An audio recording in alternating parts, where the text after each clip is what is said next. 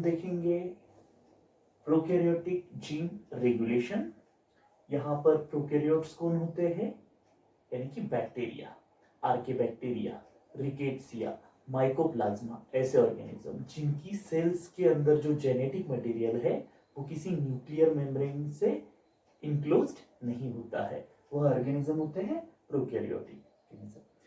Prokaryotic organism में gene की arrangement जो है वो जीन अरेंजमेंट वो होती है एक स्पेशलाइज्ड फॉर्म में बहुत सारे अलग अलग प्रोटीन्स देने वाले जीन जो कि एक ही मेटाबॉलिक पाथवे में इन्वॉल्व है, ऐसे सारे एक साथ जुड़े हुए होते हैं और ऐसे स्ट्रक्चर को हम कहते हैं ओपेरॉन। ओपेरॉन जो है, ओपेरॉन यह एक जीन का क्लस्टर्ड होता है और ओपेरॉन में जनरली वही जीन इन्वॉल्व होते हैं वो किसी एक से दूसरे काम से एक दूसरे से संबंध में है, वैसे ही प्रोटीन यहाँ पर इस ओपेरॉन का पार्ट होंगे। आज हम जो ओपेरॉन स्टडी करने जा रहे हैं यह सिस्टम समझने के लिए वो है लैक ओपेरॉन। लैक ओपेरॉन में कौन से जीन हैं? It includes genes which required for lactose sugar metabolism. Lactose sugar का मेटाबॉलिज्म करने के लिए जो जीन चाहिए होते हैं वो सभी डीएनए के ऊपर एक साथ अरेंज्ड है और उनका जो स्ट्रक्चर है उसको कहते हैं लैक ओपेरॉन। लैक ये शब्द आया है फ्रॉम वर्ड लैक्टोज। अब हम बात करेंगे कि what is lactose. Lactose is the disaccharide. Di मतलब टू एंड सैकेराइड मतलब शुगर। तो लैक्टोज ये ऐसी शुगर है जो कि 6 कार्बन की 2 अलग अलग शुगर एक साथ आने से बनती है और पहली शुगर होती है इसमें गैलेक्टोज, दूसरी शुगर होती है ग्लूकोज और ये दोनों जब किसी एक बॉन्ड से बांधी जाती है, हमने पढ़ा था बायोमोलिक्यूल्स में कि 2 शुगर जो है वो एक बॉन्ड से बांधी जाती है, उस बॉन्ड को कहते हैं ग्लाइकोसाइडिक बॉन्ड। ठीक है, तो यहाँ पर गैलेक्टोज एंड ग्लूकोज ये दोनों शुगर 6 कार्बन की, एक शुगर थी दूसरी भी 6 कार्बन की, इसका मतलब लैक्टोज जो है वो कितने कार्बन की हो गई है? 12 कार्बन की। एंड वो क्या है? डाइसैकेराइड। क्यों? क्योंकि एक और ये दूसरा 2 शुगर है, सैकेराइड का मतलब शुगर।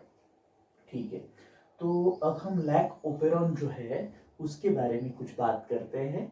तो लैक ओपेरॉन का स्ट्रक्चर जो है, उसके स्ट्रक्चर की बात करेंगे तो इसके स्ट्रक्चर में हमें दिखाई देता है कि कोई एक पहला प्रमोटर है, यह प्रमोटर दिखाया जाता है P से। इसके बाद एक जीन है जिसको हम दिखाते हैं आई जीन, उसके बाद और एक प्रमोटर होता है, उसके बाद एक सीक्वेंस होती है जिसको O से दिखाया जाता है, दिस इंडिकेट्स द ऑपरेटर। और उसके बाद यहाँ से लेकर यहाँ तक 3 अलग अलग एंजाइम बनाने वाले जीन इसमें अरेंज होते हैं और उनकी सीक्वेंस ऑपरेटर से जाए तो Z gene, Y gene and A gene ऐसी होती है। यहाँ पर this is the promoter of I gene, यह क्या है? प्रमोटर है। इसके आगे वाला जीन जो है आई जीन, इसका वो प्रमोटर है। This is the gene of repressor protein. इस जीन से जो प्रोटीन बनेगा उसका नाम होता है रिप्रेसर प्रोटीन, जो कि इस लैक ओपेरॉन के रेगुलेशन में एक इंपॉर्टेंट काम करता है। यहाँ पर यह P जो है this is also the promoter and this is the next P is the promoter for the this operonic gene. Okay, तो यहाँ पर यह सीक्वेंस जो दिखाई दे रही है हमें O से, दिस O से दिखाई देने वाली सीक्वेंस क्या है? एक ऑपरेटर सीक्वेंस है। ऑपरेटर सीक्वेंस को हम कहेंगे अभी यह एक रेगुलेटरी सीक्वेंस है जो कि इसके जीन एक्सप्रेशन का रेगुलेशन करती है। आगे हम देख रहे हैं यहाँ पर हमारे पास 3 अलग अलग जीन्स है। पहले का नाम है Z, दूसरे का नाम है Y और तीसरे का नाम है A। यहाँ पर जेड जीन जो है इससे बनने वाला एंजाइम जाना जाता है बीटा गैलेक्टोसाइडेज नाम से। उसके आगे जो वाई जीन है इससे मिलने वाला जो एंजाइम है वो जाना जाता है नाम लैक्टोज परमिएज से। ठीक है, तो इसके बाद तीसरा जो जीन है इससे मिलने वाला जो एंजाइम है उसको कहा जाता है ट्रांस एसिटाइलेज। मतलब इसके नाम में ही इसका काम छुपा हुआ है, आप सोचो। ठीक है, अब देखते हैं बीटा गैलेक्टोसाइडेज क्या काम करता है। बीटा गैलेक्टोसाइडेज यहाँ पर बैक्टीरिया के अंदर कोई लैक्टोज हो तो उस लैक्टोज का कन्वर्जन, मतलब 12 कार्बन की शुगर का कन्वर्जन 6 कार्बन की दोनों मोनोसैकेराइड में अलग कर देता है। मतलब जब लैक्टोज के ऊपर बीटा गैलेक्टोसाइडेज काम करेगा तो उसका ग्लाइकोसाइडिक बॉन्ड टूट जाएगा और उससे 6 कार्बन की एक शुगर, इसका मतलब गैलेक्टोज एंड ग्लूकोज जो है वो अलग अलग हो जाएगी। वह अलग हो जाती है, साथ ही साथ उसमें बहुत थोड़ा सा यह लैक्टोज से एक और कंपाउंड बना देता है जिसका नाम है एलोलैक्टोज। ठीक है, और एलोलैक्टोज जो है वो आगे हम अभी सिर्फ बात करते हैं कि यहाँ पर एलोलैक्टोज जो है इस रेगुलेशन में इंड्यूसर का काम करता है। क्या काम करता है? एलोलैक्टोज का काम यहाँ पर इंड्यूसर का काम है, और इंड्यूसर क्या काम करता है, कैसे काम करता है, ये अभी हम देखेंगे। Next enzyme is the lactose परमिएज। Lactose परमिएज जो है यह सपोज ई कोलाई की सेल है, इस ई कोलाई की सेल का outer, this is the plasma membrane या सेल मेम्ब्रेन जो होता है, इसकी हम जानते हैं कि प्लाज्मा मेम्ब्रेन या सेल मेम्ब्रेन जो है वो लिपिड्स एंड प्रोटीन से बनता है, और मेम्ब्रेन के ऊपर जो प्रोटीन्स रहते हैं वो अलग अलग फंक्शंस करते हैं। लैक्टोज परमिएज यह ऐसा ही एक मेम्ब्रेन बाउंड प्रोटीन है जो कि ट्रांसपोर्ट का काम करता है लैक्टोज के। कोई ई कोलाई की सेल को यदि कोई लैक्टोज का मॉलिक्यूल अपने सेल के सराउंडिंग से सेल के इनसाइड में जब लेना होता है तो वह इस एंजाइम का काम करते हैं जिसका नाम है lactose परमिएज, and lactose परमिएज is the transporter for the lactose, so it can intake the lactose from the surrounding by E. coli cell। ठीक है, तो यहाँ पर काम ऐसे थे। ट्रांस एसिटाइलेज का काम क्या रहेगा, तो एसिटिल ग्रुप का ट्रांसफर करना किसी मॉलिक्यूल में, पर यहाँ पर यह लैकोपेरॉन समझने के लिए हमें इसका काम नहीं भी देखे तो अपना काम चल जाएगा। चलो ठीक है, तो आगे हम बात करते हैं कि यहाँ से क्या क्या होता है, कैसे होता है। हम पहले बात करते हैं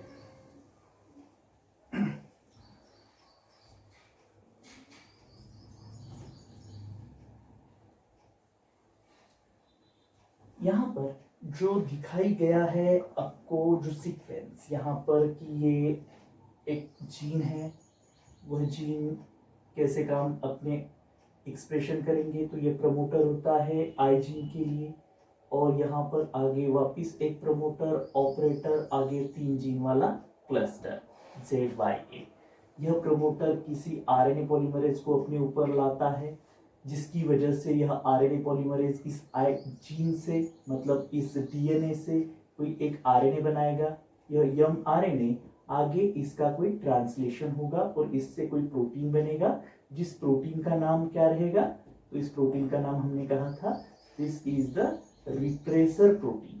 और रिप्रेसर प्रोटीन का काम क्या होता है, ये रिप्रेसर प्रोटीन यहां से चला जाता है ऑपरेटर की साइट पर, और जब ये ऑपरेटर की साइट पर जाता है तो ये अकेला नहीं जाता है, इसके कितने मेंबर होते हैं, 4 अलग अलग प्रोटीन एक साथ आते हैं, जिसकी वजह से हम इसको कहते हैं this is the tetramer form of the repressor which occupied the operator sequence of the lactoperon। तो यहाँ पर इसके आने की वजह से होता यह है कि जो आरएनए पॉलीमरेज यहाँ पर आना चाहिए था वो अब इसकी जगह पर रिप्रेसर प्रोटीन बैठ चुका है, इसलिए यहाँ पर कौन नहीं आता है, आरएनए पॉलीमरेज जो है, आरएनए पॉलीमरेज यहाँ पर नहीं आता है। आरएनए पॉलीमरेज यहाँ पर नहीं आया तो क्या होगा, तो यहाँ पर जो आरएनए का सिंथेसिस होना चाहिए था वो नहीं होगा। और ऐसी स्थिति कब रहती है? ऐसी स्थिति रहती है जब लैक्टोज सेल के पास नहीं है तब। अब हम बात करते हैं दूसरे सीक्वेंस की और दूसरी केस की, जब हम बात करेंगे कि लैक्टोज उसमें प्रेजेंट होगा। जब हम बात करेंगे कि यहाँ पर यह जीन का अरेंजमेंट बिल्कुल वैसा ही है, प्रमोटर था, आई जीन था, वापिस एक प्रमोटर था, यहाँ पर ऑपरेटर की सीक्वेंस थी और आगे ZYA जीन का एक क्लस्टर है, जिससे कोई एक आरएनए बनता है या नहीं बनता है, वही बात हम करेंगे।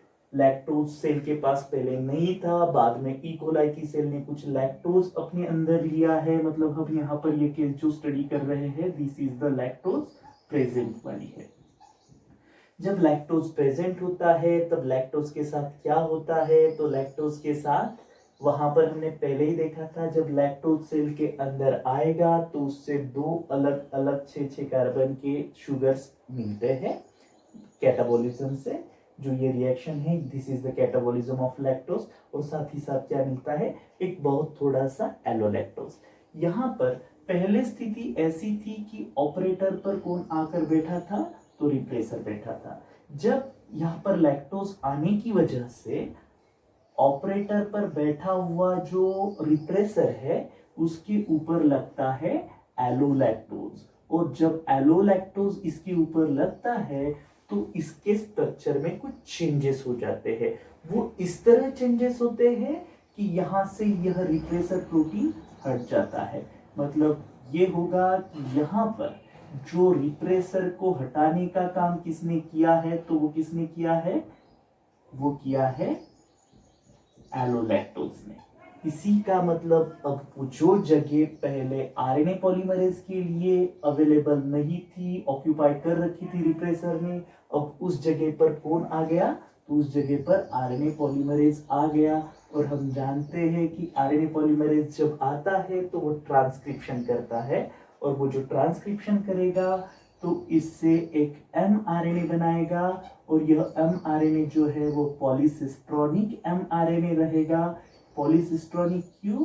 क्योंकि इसमें एक से ज्यादा सिस्ट्रॉन्स यानी कि प्रोटीन इनकोडिंग जीन का पार्ट होता है, इसलिए ऐसा mRNA बनता है। यह mRNA बनेगा तो इस mRNA का ट्रांसलेशन होगा और आगे 3 अलग अलग प्रोटीन बन सकते हैं, जिसको हमने नाम दिया था पहला जो Z जीन से बनता था बीटा गैलेक्टोसाइडेज, दूसरा जो Y जीन से बनता है लैक्टोज परमिएज। तो this is the beta galactosidase, lactose परमिएज, और तीसरा था ट्रांस एसिटाइलेज, वही प्रोटीन है। तो यहाँ पर सिनेरियो है, यहाँ पर जब लैक्टोज ई कोलाई के पास नहीं होता है तब, और यहाँ पर जब लैक्टोज किसी ई कोलाई के पास होता है तब। अब यहाँ पर इस लैक्टोज ओपेरॉन में हमें कुछ नाम भी आते हैं जो कहते हैं कि यह ओपेरॉन सिस्टम जो है lac operon, this is the negatively regulated and inducible. अब हम इसका मतलब जानते हैं कि निगेटिवली रेगुलेटेड और इंड्यूसिबल ओपेरॉन क्या होता है। इसको हम पहले देखते हैं कि यह इंड्यूसिबल क्यों है। यह इंड्यूसिबल इसलिए है क्योंकि यहाँ पर जब तक इसका सबस्ट्रेट, इस ओपेरॉन से एक्सप्रेस होने वाले एंजाइम का जो सबस्ट्रेट है, वह सबस्ट्रेट इसको एक्सप्रेस करने के लिए जरूरी होता है।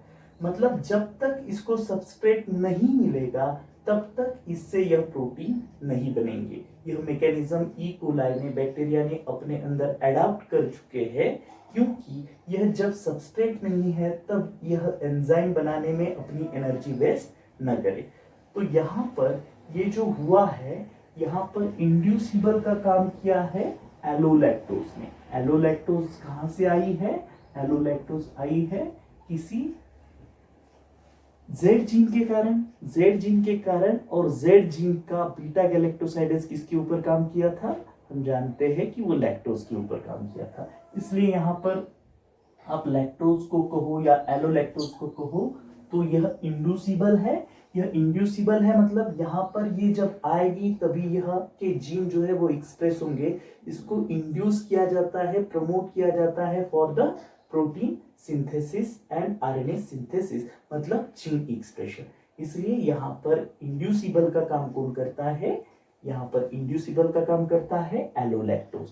दूसरी बात जो हम कहने जा रहे हैं दैट इज यह जो है वो निगेटिवली रेगुलेटेड है। इसका रेगुलेशन कैसा है? तो रेगुलेशन जो है इसका निगेटिव है। क्यों निगेटिव है? जहां पर किसी रेगुलेशन में कोई रिप्रेसर जो है, यहाँ पर रिप्रेसर जब ऑपरेटर पर जाता है तो ये इसके जीन एक्सप्रेशन में बाधा डालता है या रुकावट डालता है। ऐसा यदि कहीं पर होता है, रिप्रेसर की वजह से जीन का एक्सप्रेशन रोका गया, तो इस मैकेनिज्म को कहते हैं निगेटिवली रेगुलेटेड। तो this is due to the repressor not allows the ZYA gene expression. ठीक है, तो ये कारण है कि यह जो है वो किस कारण है। तो इसके बारे में तो आपको पता है कि यह इसकी खोज कब हुई थी। इसकी खोज तब हुई थी 1961 में। दो साइंटिस्ट हैं जिनका नाम है जैकब एंड मोनोर। इन्होंने इसके ऊपर काम किया था और हमें यह समझाया था दुनिया को कि बैक्टीरिया में या प्रोकैरियोट में जीन का रेगुलेशन किस तरीके से होता है। तो प्रोकैरियोटिक जीन रेगुलेशन जानने के लिए हमें यह लैक ओपेरॉन सिस्टम समझना आवश्यक होता है। तो यहाँ पर ये दो केस हमने स्टडी किए, एक जब लैक्टोज नहीं है तब, और जब लैक्टोज प्रेजेंट है तब। लैक्टोज प्रेजेंट नहीं होता है तब स्थिति क्या होती है कि इस प्रमोटर से आई जीन एक्सप्रेस होता है जिससे कोई रिप्रेसर प्रोटीन बनेगा। रिप्रेसर प्रोटीन जो है वो जाएगा ऑपरेटर साइट पर। ऑपरेटर साइट पर जब रिप्रेसर प्रोटीन जाता है, उसकी वजह से आरएनए पॉलीमरेज प्रमोटर पर आकर नहीं बैठ सकता है, और आरएनए पॉलीमरेज इस प्रमोटर पर नहीं आएगा। उस कारण यहाँ पर इस आगे वाले जीन क्लस्टर से कोई आरएनए नहीं बनेगा। आरएनए नहीं बनेगा तो इससे कोई प्रोटीन भी नहीं बनेगा। यह स्थिति कब थी?